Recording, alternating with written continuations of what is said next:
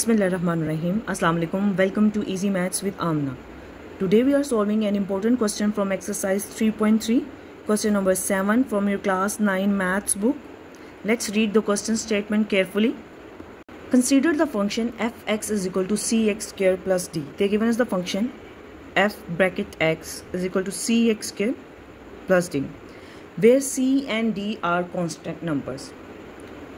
जहाँ c और d constant numbers हैं, if f bracket 1 is equal to 6 means when we are going to substitute the value of x is equal to 1 we get the result 6. हम इस function की value, इस first की value इस function में put करेंगे, we get the first equation, and we are going to substitute the value x is equal to -2 into this function, we get the second equation. After having two simultaneous equations, then we need to find the values of c and d. Let's start it. Function को use करते हैं. पहले x की value 1 substitute करते हैं function में. We are going to substitute the value of x is equal to 1 into the function f1 is equal to 6. x की value 1 substitute करते हैं 1. Where is x? Substitute the value of x rather than x is equal to 1 into the function inside the bracket c 1 square plus d. x की जगह जहाँ जहाँ x था वहाँ हमने 1 सब्सटीट्यूट कर दिया.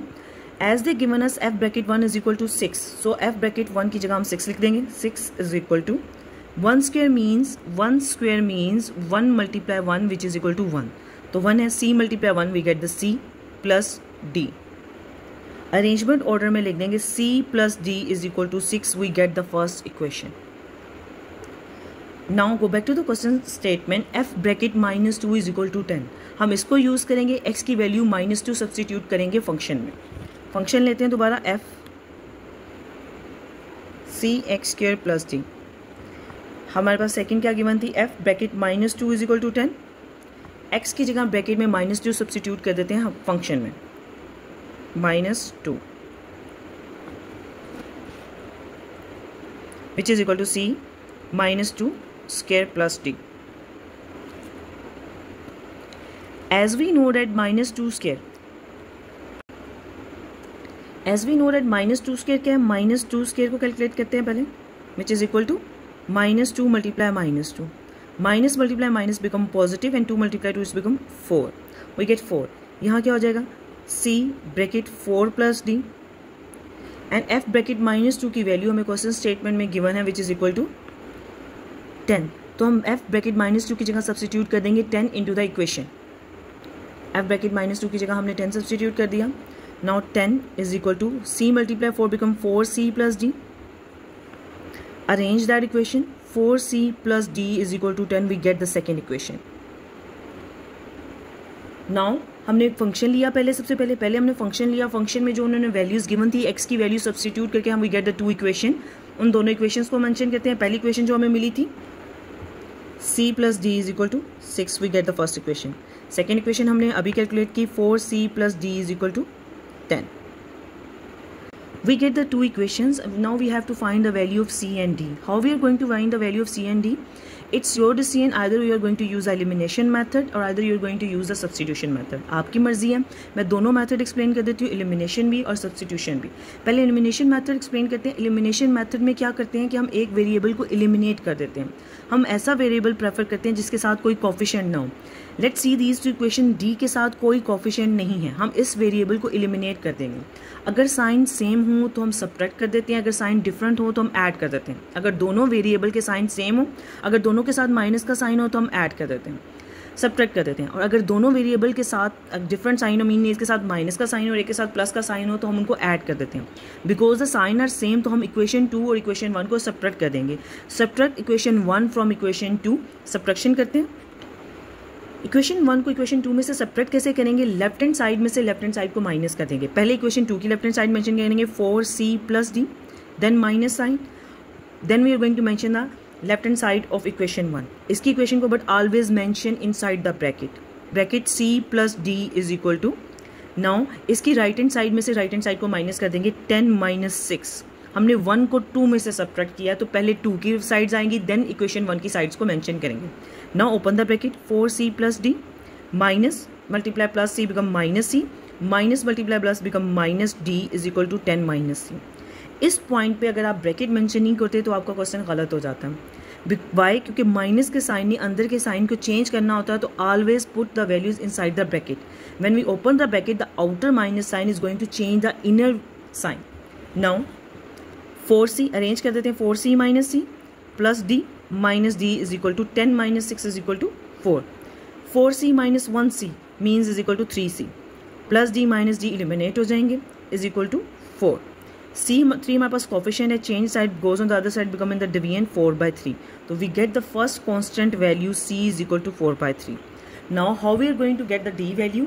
अब हमने D की वैल्यू को कैलकुलेट करना है. कैसे कैलकुलेट करेंगे? C की वैल्यू को आप इन दोनों में से किसी भी इक्वेशन में सब्सटीट्यूट कर दें, then solve it, you get the value of D. I am going to substitute into the equation 1. Equation 1 में सब्सटीट्यूट करते हैं. C plus D is equal to 6. Equation 1 को लिया, उसमें C की वैल्यू 4/3 सब्सटीट्यूट कर दें. 4/3 plus D is equal to 6. Now हमने D की वैल्यू को कैलकुलेट करना. We don't need 4/3 on this side.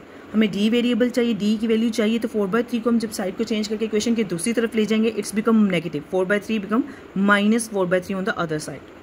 अब फ्रैक्शनल फॉर्म इन्वॉल्व है. It means that to solve this we need to take the LCM. 6 के नीचे क्या 1.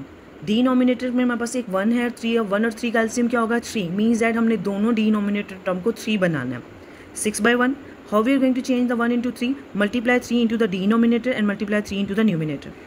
4/3. 3 already 3 है, तो क्या मल्टीप्लाई करेंगे? 1 multiply into the denominator, 1 multiply into the numerator. Now this becomes 6 3s are 18 divided by 3 minus 4/3. एक single fractional form में mention कर देंगे 3. 18 minus 4 which is equal to 14/3. We get the value of D is equal to 14/3.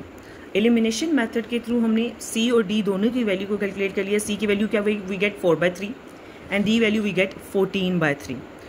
Substitution method को solve करना समझते हैं. Substitution method में हम कैसे करेंगे कि पहले इक्वेशन 1 ले लेते हैं. C plus D is equal to 6. एक वेरिएबल को हम लेफ्ट हैंड साइड पे रहने देते हैं, दूसरा वेरिएबल हम इक्वेशन की दूसरी तरफ ले देते हैं. C को आप दूसरी तरफ ले जाएं. D is equal to 6 minus C. Now substitute the value of D in equation 2. जो हमने अभी कैलकुलेट की है ये A term, A D is equal to, इसको A नाम देते हैं. 6 माइनस C, इसको हम इक्वेशन 2 में पुट कर देते हैं. इक्वेशन 2 क्या थी? 4C plus D is equal to 10. D की वैल्यू जो भी हमने कैलकुलेट की थी बाय यूजिंग द इक्वेशन 1, इसको सब्स्टिट्यूट कर देते हैं. इसमें 4C प्लस D की वैल्यू क्या है? 6 minus C. 6 minus C, always put inside the bracket 10. Now open the bracket. Plus multiply 6 plus 6 plus multiply minus minus C is equal to 10. Arrange कर देते हैं according to the like time. 4C minus C plus 6 is equal to 10.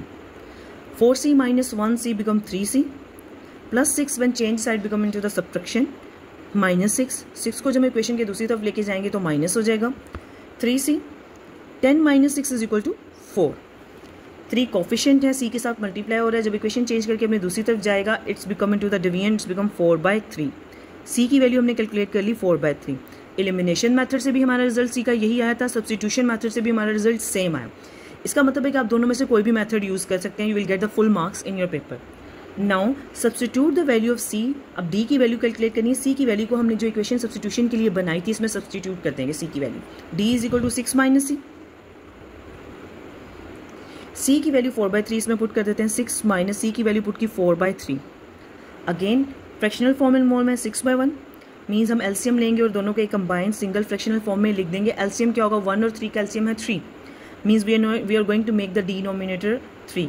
तो इसको D3 करने के लिए 1 multiply 3 into the denominator, the same value we are going to multiply into the numerator. 4/3 already denominator 3 है, तो 1 into the denominator 1 into the numerator. 6 3s are 18/3 minus 4/3. हमारा denominator same होगी value, तो हम इसको सिंगल फ्रैक्शनल फॉर्म में लिख देंगे. 3 18 minus 4 which is equal to 14/3. Hence we get the value of D which is equal to 14/3. By using the both elimination and substitution method, we get the D is equal to 14/3. These are the required constant C and D. That's it. We use the given values of the function to form two equations and then solve them step by step. Always remember to substitute the values carefully inside the bracket and check your arithmetic operations carefully. If you found this explanation helpful, don't forget to like, subscribe and share to Easy Maths with Amna. Comment below if you want the next question. Allah Hafiz.